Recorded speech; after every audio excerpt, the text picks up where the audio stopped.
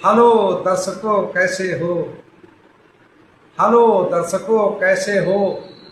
मैं अब लाइव आ चुका हूँ। हेलो दर्शकों कैसे हो। मैं अब लाइव आ चुका हूँ। कुशल मंगल प्रसन्नचित्त हो सभी, मैं यही भावना करता हूँ। कुशल मंगल खुश रहो सभी, मैं यही भावना करता हूँ।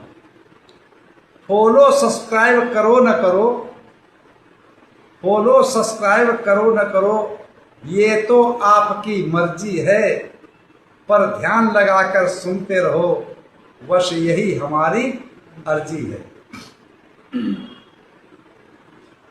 धम्पद की 35वीं गाथा, धम्पद की 35वीं गाथा हमको ये बतलाती है।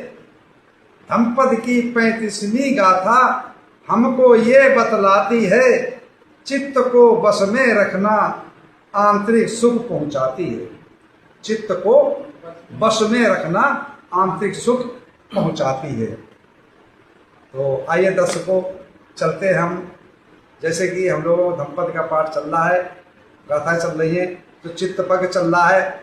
चित्त का चित्त का मतलब होता है मन, विज्ञान भी कहते हैं इसको, समझ रहे। और आगे किसी को बताएं विज्ञान कैसे कहते हैं। मन तो होता ही है, वैसे बैठे मन तो होता है। मन का क्या काम है, विज्ञान का क्या काम है, जान लिया है। मतलब ये इंद्रियां हैं, आंखों से देखती हैं, कानों से सुनती हैं, मुंह से नाक से सुनती है ना, मुंह से स्वाद लेती हैं, लेकिन उसका विज्ञान प्रैक्टिकल करता है। क्या विज्ञान अच्छा है खराब, वो कौन है, मन। मन और विज्ञान के बाद मन और विज्ञान एक ही चीज, विज्ञान इसमें आप विज्ञान मन को विज्ञान भी कहते हैं, मन भी कहते हैं, चित्त भी कहते हैं, और नाम भी कहते हैं। समझिए, ये बौद्ध दर्शन की बात है। तो जो है मन को एकाग्र करना, तो ये घटना जो 35वीं गाथा की है, तो वो श्रावस्ती की है। एवं मे सुतंग एकं समयं भगवा सावत्यं विहरति जेत बने अनाथ पिंडिकस्य आरामे। ये ऐसा मैंने सुना, एक समय तथागत समय संबुद्ध श्रावस्ती के अनाथ पिंडक द्वारा बनाए हुए जेतवन आराम में विहर रहे थे। उस समय की ये तथागत बुद्ध की घटना है, गाथा जो है। तो वहां से भगवान बुद्ध के पास अनेक शिष्य बनने के लिए आते थे। भिक्षु संघ में सम्मिलित होने के लिए आते, भंते बनने के लिए आते थे, भिक्षु बनने के लिए आते, श्रावण बनने के लिए आते थे। और हजारों की संख्या में उपासकों की भीड़ होती थी उपदेश सुनने के लिए, देशना सुनने के लिए, भगवान की वचन सुनने के लिए। बहुत से लोग तो ऐसे भी आते थे कि भगवान बहुत सुंदर, उनको देखने जाते। उसमें चोर भी आते थे, व्यभिचारी भी आते थे, लेकिन भगवान बुद्ध की वाणी अच्छी लगती थी, इसलिए सुनने के लिए आते थे। तो उसमें जो है क्या हुआ कि कुछ ऐसे व्यक्ति आए, ऐसे मनुष्य आए, ऐसे प्राणी आए, जिनके मन में बुद्ध धम्म संघ समा गया। तो उन्होंने बुद्ध धम्म संघ की शरण ले ली और कहा, भंते जी मुझे प्रवज्ञा दो। तो तथागत सम्यक भिक्षु संघ में प्रवज्ञा देकर सम्मिलित कर दिया। जिस समय सम्मिलित कर लिया तो भिक्षु थोड़ा ध्यान भावना परफेक्ट होकर के, और क्या हुआ, एक समय पहाड़ की तलहटी में जाते हैं, और वहां पर एक गांव होता है जिसका नाम होता है मातिका। है क्या नाम होता है, मातिका। तो मातिका ग्राम में जिस समय पहुंचते हैं, और वहां पर जो है ये लोग ध्यान भावना के लिए बैठते हैं। उस मातिका गांव की एक जो है उपासिका थी, जिसने बुद्ध विहार बनवा लिया था भिक्षु संघ, क्योंकि बुद्ध धम्म संघ में वो बहुत आरूढ़ थी, तो इसलिए उसने वहां बुद्ध विहार बनवा रखा। उसी बुद्ध विहार में ये लोग वर्षावास में ठहरे, और ठहरने के पश्चात जो गांव की जो एक स्त्री थी, जो बुद्ध धम्म संघ में बहुत ही प्रेरणा रखती थी, सम्मान रखती थी, और आरूढ़ थी, तो उसने बहुत सेवा भाव किए भिक्षुओं का।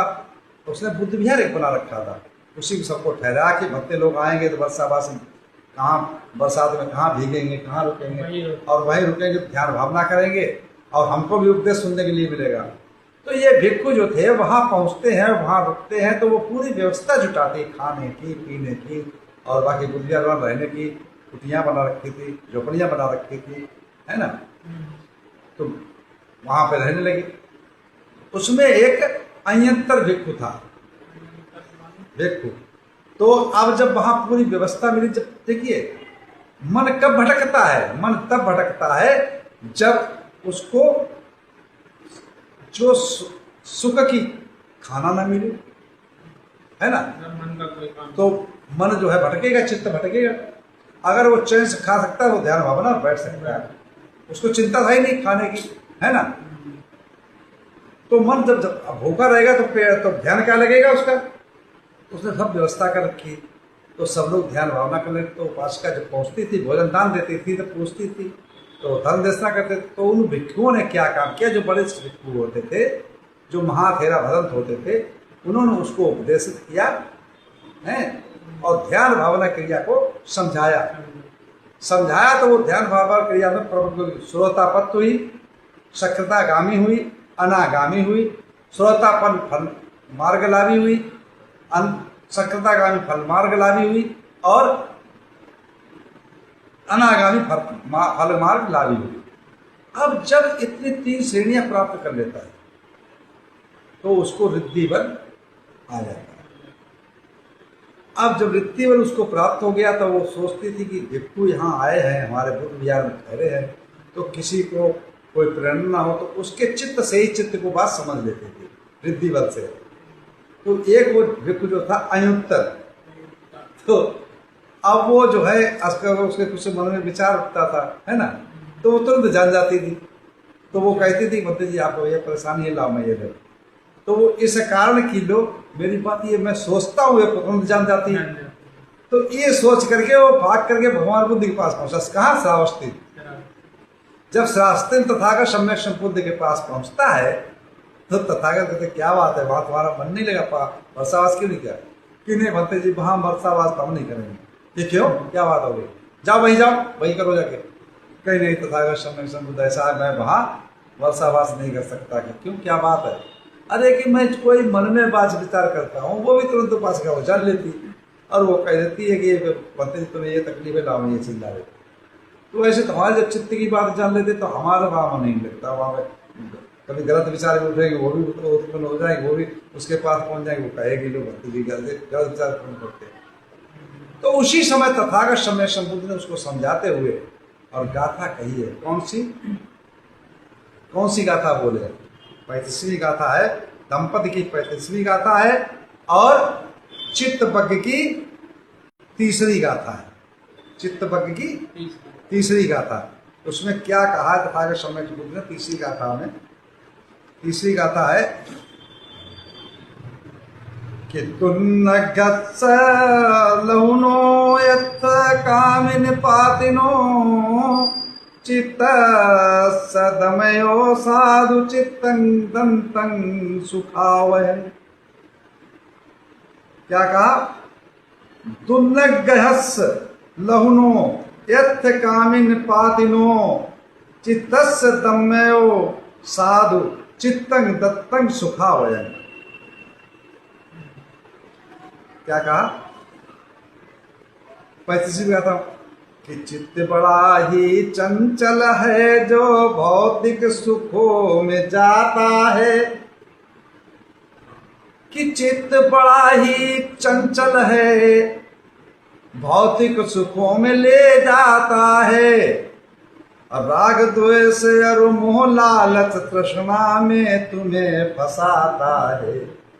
राग दोष और मोह लालच तृष्णा में तुझमें फंसाता है।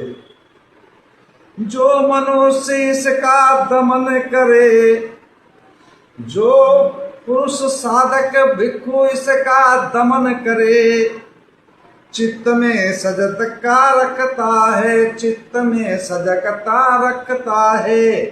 वह आंतरिक सुख में जी करके निर्वाण परम पद पाता है।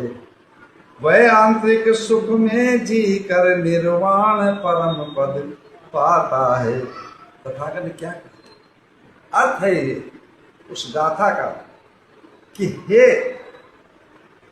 अयोत्तर, जिसका निग्रह करना बड़ा मुश्किल होता है, मन को टिकाना, मन को रोकना, मन को कंट्रोल करना बड़ा मुश्किल होता है, बड़ा कठिन होता है, चित्त को रोकना बड़ा मुश्किल होता है, ये सबसे बड़ा अगुआ है, सबसे पहले भागने वाला है। कोई भी मन में विचार, जैसे आपके पेपर देने आए है ना, आपका इंटरव्यू था है ना, तो आपने मन में पहले विचार किया कि हम ये काम करेंगे, इसमें हम जॉब लेंगे, तब आपने उसमें फॉर्म डाला है ना, तब आपका इंटरव्यू लिया, पेपर था, तो आप आए। तो सबसे पहले मन भागता है, चित्त भागता है, नाम भागता है ना। तो जहां भी जाता है, तो जब हम ध्यान भावना बैठते हैं ऐसे करके, तो हम जो लौकिक वस्तु, जो राग है, द्वेष है, मोह है, लोभ है, लालच है, तृष्णा है, खिंचाव है, हैरानी है, परेशानी है, बेचैनी है, जो दैनिक करते हैं, जो सुख पा, दैनिक सुख, जो लौकिक सुख है, ये कुछ सुख नहीं है, ये सब अनित्य है। मगर आज आपने रसगुल्ला खाया, ठीक है ना, आपको बहुत स्वाद लगा, अब जब ध्यान में बैठेंगे तो क्या आएगा? रसगुल्ला आता, मिल जाता तो बहुत अच्छा, ध्यान वही भागेगा, मन वही भागेगा, चित्त वही भागेगा है। अरे भाई, तुम्हारा पासपोर्ट बन गया, तुम जब विदेश जाओगे तो बैठोगे, हम भी गए हैं, तो जब विदेश जाएंगे तो प्लेन में बैठेंगे, प्लेन में कितनी सुविधा, अरे भाई ध्यान में, अरे प्लेन में बैठे, वहां जा रहे जाते, वहां जा रहे थे, कहाँ ध्यान में बैठे। तो ये चित्त में बातें आएंगी। लेकिन जो पुरुष, जो साधक, जो भिक्षु, जो मनुष्य इन पर कंट्रोल करता है, जो जागरूक रहता है, जो सजगता रखता है कि इनमें मन भटक न जाए, उसको वो व्यक्ति ध्यानस्थ हो सकता है और हो जाता है। और जब ध्यानस्थ हो जाता है, जब उसके ध्यान में ऐसी विकृतियां नहीं आती हैं, ऐसी चंचलताएं नहीं आती हैं, ऐसे विकार उत्पन्न नहीं होते हैं, तो उसको आंतरिक सुख मिलता है, अंदर से खुश होता है, प्रसन्न होता है, सुख मिलता है, और वो निर्वाण मतलब परम गति के नजदीक पहुंच जाता है। तो आज की ये 35 जगह तक यही साथ था। मैं अपनी वाणी यही विराम देता हूँ। आप सब लोगों मंगल हो, कल्याण हो, सुखी जीवन हो, निरोगी काया हो, दुख दूर हो जाए, सुख से वास करो, हमेशा प्रसन्नचित्त रहो। आप सब लोगों मंगल हो, मंगल हो, मंगल हो। जय मंगल हो, सुखी।